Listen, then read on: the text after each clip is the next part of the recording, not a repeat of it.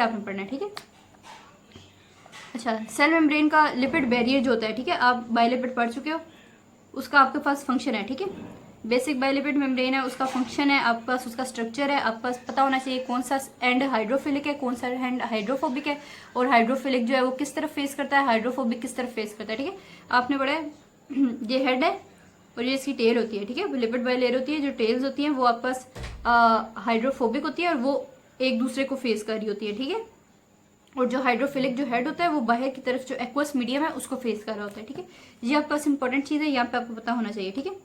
अब जो इम्पोर्टेंट चीज़ है जो इस पैराग्राफ में लिखी है, ठीक है, वो है the lipid layer in the middle of the membrane that is the lipid biolayer is impermeable to the usual water soluble substances. क्योंकि ये जो बायोलिपिड लेयर है ये वाटर इम्परमिएबल है, ऑब्वियसली हाइड्रोफोबिक है। तो किस किस चीज़ से ये नई रिस्ट्रिक्शन करवाती है, ये कौन सी चीज़ें, आयंस, ग्लूकोज एंड यूरिया, ये 3 चीज़ें आपको पता होना चाहिए जो आपके पास लिपिड बायोलेयर से नहीं गुजर सकती, ठीक है। Ions, glucose and urea. मगर जो फैट सॉल्युबल सब्सटेंसेस है और जो गैसेज हैं वो आपके पास इजीली पास कर सकती है। Oxygen, carbohydrate and fat soluble substances वो इजीली से पास कर जाएंगे, ठीक है, लिपिड बायोलेयर से। ये आपको पता होना चाहिए कौन सी अलाउ करती है और कौन सी नई चीजें अलाउ करती है, ठीक है। उसके बाद जो स्फिंगोलिपिड्स होते हैं वो किधर होते हैं, मेनली नर्व सेल्स में होते हैं, ये आपको पता होना चाहिए। उसके बाद आपके पास क्या होता है, सेल प्रोटीन आपको मैं बता चुकी हूँ। 2 type of cell membrane protein है जो सेल मेम्ब्रेन के अंदर है, ठीक है। उनमें से कौन कौन सी है, एक इंटीग्रल प्रोटीन है, सही हो गया।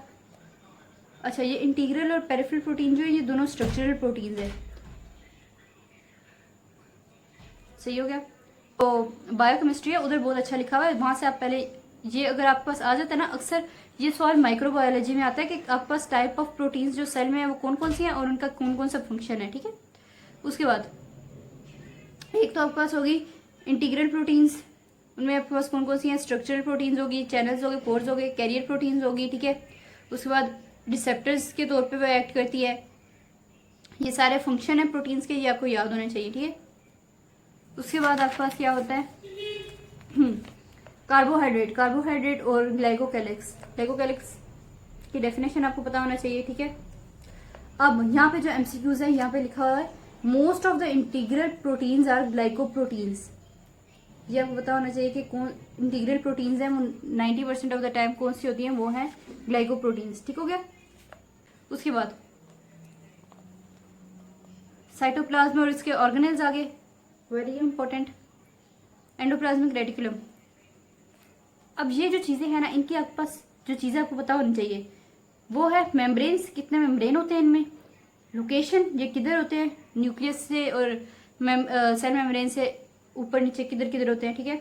और तीसरा इनका फंक्शंस आर वेरी इंपॉर्टेंट। ये आपके पास एमसीक्यूज में आएंगे, वाइवा में आएंगे, एससीक्यूज में भी आ जाएंगे, हर जगह आ जाएंगे, ऑस्पी में आ जाएंगे। फंक्शंस जो आपके पास ऑर्गेनिल्स के बहुत इंपॉर्टेंट है, इनको याद करना है। और ये जो डायग्राम है ये आपके पास एससीक्यूज में अक्सर ड्रॉ करने के लिए आ जाती है, ये भी आपको पता होना चाहिए। लिपिड बायोलेयर की जो सेल मेम्ब्रेन की जो डायग्राम है ये आपने करनी है सही तरह, अच्छी तरह। अच्छा, एंडोप्लाज्मिक रेटिकुलम का आपके पास जो फंक्शन पता होना चाहिए, आपके पास पता होना चाहिए। रफ एंडोप्लाज्मिक रेटिकुलम है, राइट स्मूथ एंडोप्लाज्मिक रेटिकुलम है। स्मूथ वाले जो है इसमें राइबोसोम नहीं अटैच होते, रफ में राइबोसोम अटैच होते हैं। रफ का क्या फंक्शन है और स्मूथ का क्या फंक्शन है ये आपको पता होना चाहिए, ठीक है। अब जो ये यहाँ पे रफ एंडोप्लाज्मिक रेटिकुलम है, यहाँ पे स्मूथ एंडोप्लाज्मिक रेटिकुलम है, दोनों के फंक्शन है। स्मूथ जो होता है मेनली लिपिड सिंथेसिस के लिए होता है और जो रफ होता है वो आपके पास मेनली प्रोटीन सिंथेसिस के लिए होता है, ये आपको पता होना चाहिए। उसके बाद गोल्जी एपरेटस हो जाता है। गोल्जी एपरेटस का क्या फंक्शन है, एक site of formation of lysosomes है और दूसरा है कि ये डबल मेम्ब्रेनस है। एंडोप्लाज्मिक रेटिकुलम जो था वो भी डबल मेम्ब्रेनस था, गोल्जी एपरेटस भी डबल मेम्ब्रेनस है, ठीक है। प्लाज्मिक रेटिकुलम से जो ट्रांसपोर्ट वेसिकल्स निकलती हैं वो फिर गोल्जी एपरेटस में आती हैं और गोल्जी एपरेटस में आके वो पैक होती है और फिर वहां से बाहर निकलती है लाइसोसोम्स के फॉर्म में, ठीक हो गया। अब लाइसोसोम्स क्या होती हैं, लाइसोसोम जो होते हैं सिंगल मेम्ब्रेनस स्ट्रक्चर है, वेजिकुलर ऑर्गेनेल्स हैं, ठीक है। और ये इनका मेन फंक्शन क्या है, इंट्रासेल्युलर डाइजेस्टिव सिस्टम।